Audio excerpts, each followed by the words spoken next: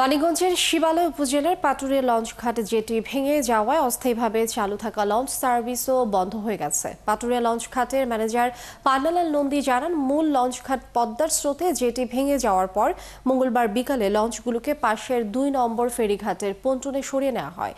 সেখান থেকে সীমিত আকারে যাত্রী ওঠানামা চলছিল, কিন্তু শুক্রবার সন্ধ্যায় ওই ঘাটের একটি র্যাম্পের তার ছিঁড়ে যায় এবং অপরটির নিচ থেকে মাটি সরে যায়। এতে বড় দুর্ঘটনার ঝুঁকি দেখা দেয়। ১৫ লঞ্চ সার্ভিস বন্ধ রাখা হয়েছে। দেশের দক্ষিণ পশ্চিমাঞ্চলের ২১ জেলার সঙ্গে নৌপথে যোগাযোগ সাময়িকভাবে বিচ্ছিন্ন হয়ে গেছে। দর্শক, পাটুরিয়া ঘাটের সর্বশেষ খবর জানাতে যুক্ত হচ্ছেন সহকর্মী মনিরুল ইসলাম মিহির। মিহির, এখন কি অবস্থা দেখছেন? জিওফেলের সমাধানের পথ কি দেখা যাচ্ছে কিনা এবং ঘাট কর্তৃপক্ষ এই বিষয়ে কি বলছে? লিনিয়া, প্রথমত বলি যে গত ৪ দিন আগে যে লঞ্চঘাটটি পদ্মায় ভেঙে যায়, তার পরবর্তীতে এই লঞ্চঘাটটিকে আপাতত সরিয়ে তারা বিকল্প হিসেবে যে এইখানে আমরা এখন যেখানটিতে আছি পাটুরিয়ার ২ নম্বর ঘাটে, এখানে আপৎকালীন সময় নিয়ে আসা হয়েছিল।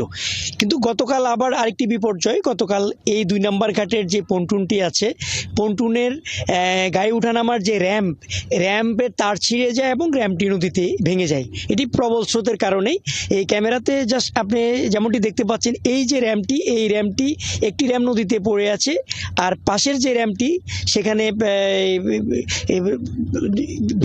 ভেঙে যাওয়ার কারণে সেটি আলগা হয়ে গেছে, অর্থাৎ আলাদা হয়ে যাওয়ার কারণে এটি এখান থেকে লঞ্চগুলিকে দ্রুত কালকে সরিয়ে নেওয়া হয়।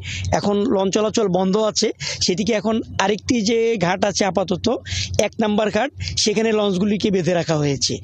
আর এর আগের পূর্বে মূল যে লঞ্চঘাটটি সেটি তো আজ ৫ দিন ধরে বন্ধ হয়ে আছে। এখন একটি বিপর্যয়, কালকে সন্ধ্যা থেকেই পাটুরিয়া দৌলতদিয়া নৌরুটেই লঞ্চ চলাচল বন্ধ রয়েছে এবং এখানে লঞ্চ যাত্রী যারা, তারাও কিন্তু এখন জানছেন না লঞ্চঘাট আসলে কোথায়। যখনই আমরা দেখছি যে কোনো পরিবহনে বাসে যখন যাত্রীরা আসছেন, তারা কিন্তু বুঝতে পারছেন না লঞ্চঘাট কোথায়।